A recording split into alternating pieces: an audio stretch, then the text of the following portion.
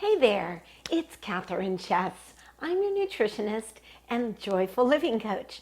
And today we're making delicious cake batter pudding. The reason why this pudding is so good is because it's all natural and there's no preservatives, no chemicals, and real natural sweeteners. So let me show you how I make it. So good. So I use a cup of dates. This is a heaping cup of dates. You can see it's overflowing.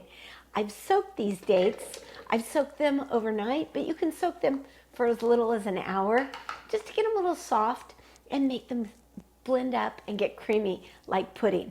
Then I put in just a dash of vanilla and I put in a cup of water.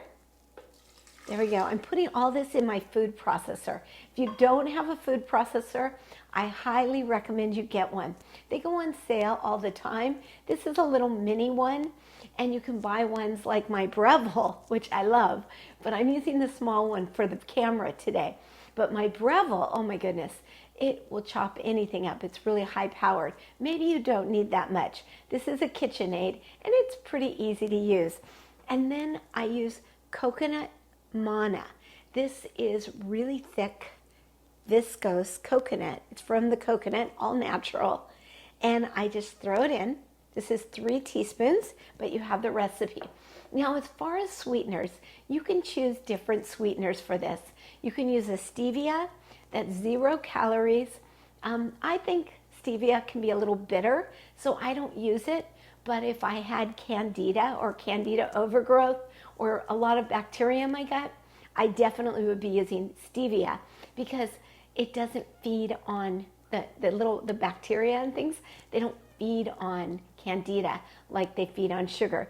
For this one, I'm going to be using 2 dates. That makes it plenty sweet enough.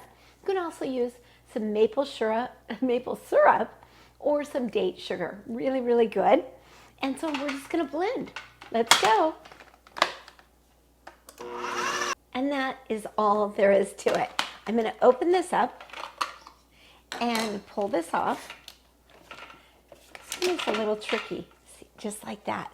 You can see right now it's kind of thin, but it actually thickens up. If you throw it in the refrigerator overnight or for a couple hours, it'll totally thicken up.